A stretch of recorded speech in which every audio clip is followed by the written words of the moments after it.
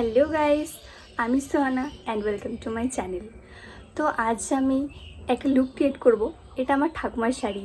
তো দেখা যাক কেমন লুক ক্রিয়েট করা যায়। প্রথমে এখানে আমি ময়শ্চারাইজার ইউজ করছি যাতে আমার স্কিনটা হাইড্রেটেড থাকে।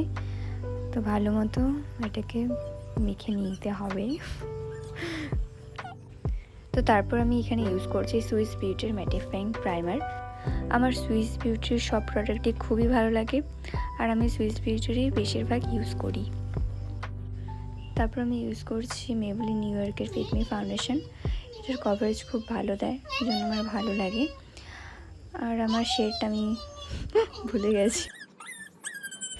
আমার দাদা আমাকে পেছন থেকে এমন করে হাসানোর চেষ্টা করছিল। তো এখানে আমি ফাউন্ডেশনটাকে ভালো মতো ব্লেন্ড করে নিচ্ছি।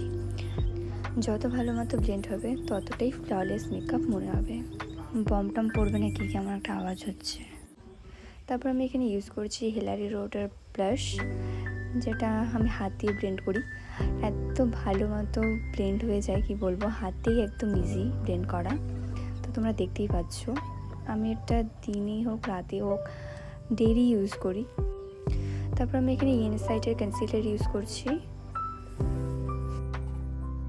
কনসিলারটাকেও ব্লেন্ড করে নিচ্ছি। বাড়িতেই এমনি সাজছি, কোথাও গেলে নিশ্চয়ই গলায় ফাউন্ডেশন লাগাতাম।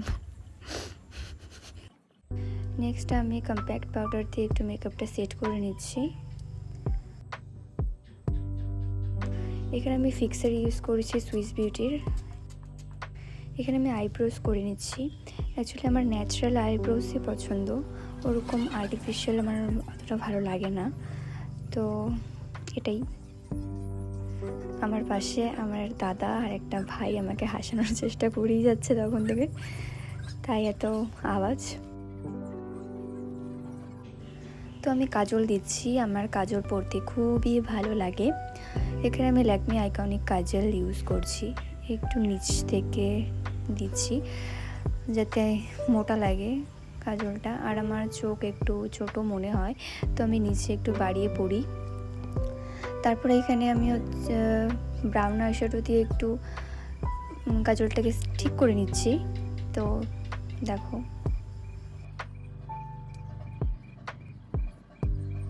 এখানে আমি কি সোলের আইশ্যাডো প্যালেট ইউজ করছি।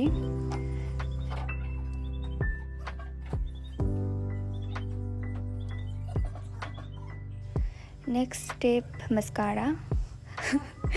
আমার চুলে লেগে গেছিলো, তো যাই হোক ভালো মতো মাস্কারা দিয়ে দিচ্ছি। মাস্কারাও আমার খুব পছন্দ, চোখের পাতাকে সুন্দর করে দেয়।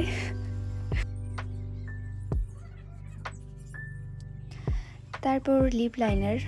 তো লিপ লাইনারের পর কী হবে, লিপস্টিক। তো এই যে দেখো লিপস্টিকও অ্যাপ্লাই করে নিয়েছি।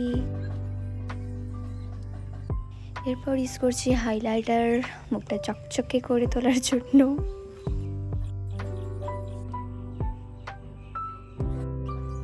দেখো কি চকচকে হয়ে গেল আমার মুখ।